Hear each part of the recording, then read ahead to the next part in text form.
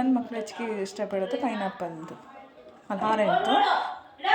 ನೋಡಿ oranges ready. ಬಿಸಿಲಿಗೆ ತಂಪಾದ ಪಾನೀಯ. ಇವತ್ತು ನಮ್ಮನೇಲಿ ನಮ್ಮಮ್ಮ ಉಪ್ಪಿನಕಾಯಿ ಮಾಡ್ತಾಯಿದ್ದಾರೆ. ಸ್ಪೆಷಲ್ ಅಂದರೆ ನಿಂಬೆಕಾಯಿ ಶುಂಠಿ ನೋಡಿ.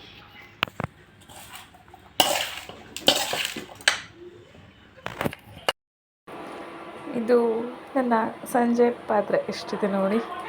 ಇದನ್ನು ತೊಳೆದು ಮುಂದಿನ ಕೆಲಸ ಸಂಜೆ ಅಡುಗೆ ಸ್ಟಾರ್ಟ್ ಮಾಡಬೇಕು.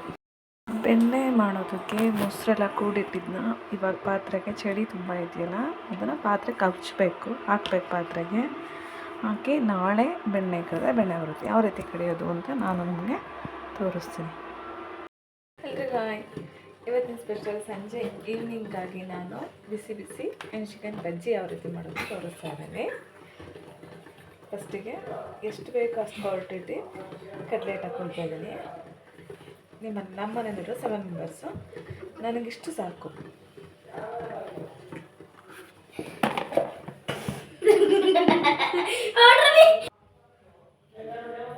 ಕಡಲೆ ಹಾಕ್ಕೊಂಡಿದ್ದೀನಿ.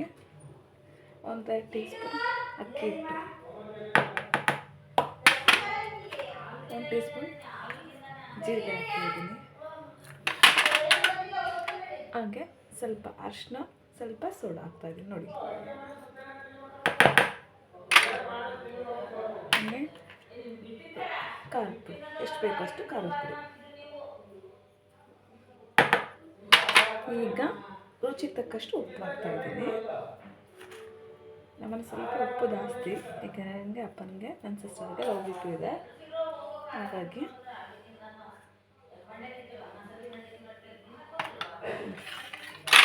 ಈಗ ಎಣ್ಣೆ ಕಲಿಸ್ಬೇಕು. ನಾನು ಎಣ್ಣೆ ಇವಾಗ ಹಾಕಲ್ಲ, ಲಾಸ್ಟ್ ಮೂಮೆಂಟಲ್ಲಿ ಕರಿಬೇಕಾದ್ರೆ ಇದಕ್ಕೆ ಎಣ್ಣೆ ಸೇರಿಸ್ಕೊಳ್ತೀನಿ, ಬಿಸಿ ಕಾದಿದ್ದೆಣ್ಣೆ.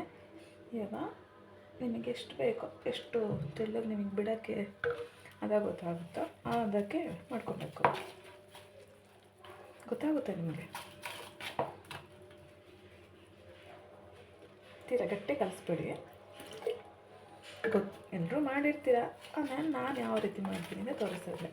ಮೆಣಸಿನ್ಕಾಯಿ ಬಜ್ಜಿಗೆ ಯಾರು ಬೇಕಾದ್ರೂ ಮಾಡ್ಬೋದು, ಅವರು ಟೇಸ್ಟಿಗೆ ತಕ್ಕಂಗೆ ಮಾಡ್ತಾರೆ. ನೀರು ಹಾಕಿದ್ದೀನಿ ಇಷ್ಟು ನಾನು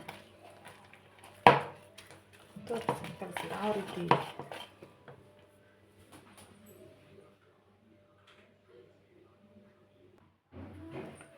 ನೋಡಿ ಈಗ ಅದಕ್ಕೆ ಈ ಥರ ಟಾಪ್ ಆಗ್ತಾಯಿದೆ, ಕಾಣಿಸ್ತಾಯಿದೆ ನನಗೆ.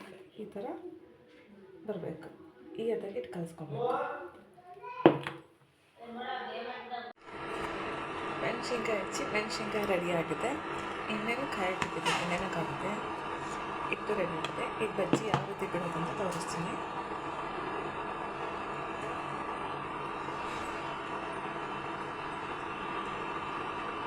ಎಣ್ಣೆ ಕಾದಿದೆ, ಫಸ್ಟ್ ನೋಡಿ ಎಣ್ಣೆ ಕಾದಿದೆ.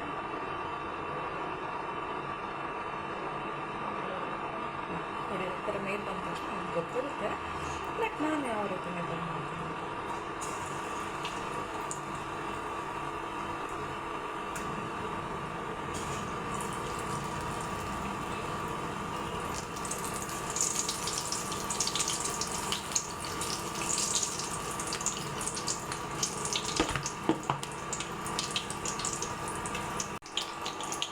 ನೋಡಿ ಬಜ್ಜಿ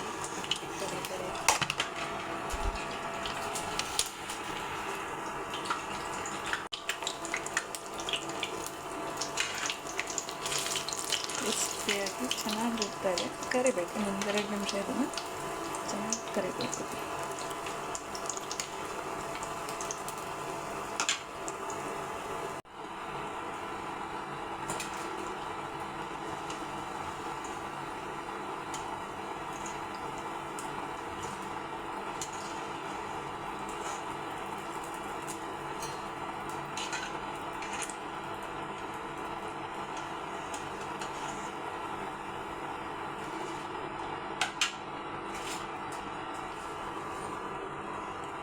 ಬಿಸಿ ಬಜ್ಜಿ ರೆಡಿ. ಬನ್ನಿ ಟೀ ಜೊತೆ ಮಾಡೋಣ. ಇವತ್ತಿನ ಬ್ಲಾಗ್ ಇಲ್ಲಿಗೆ ಎಂಡ್ ಮಾಡ್ತಾ ಇದ್ದೀನಿ. Thank you.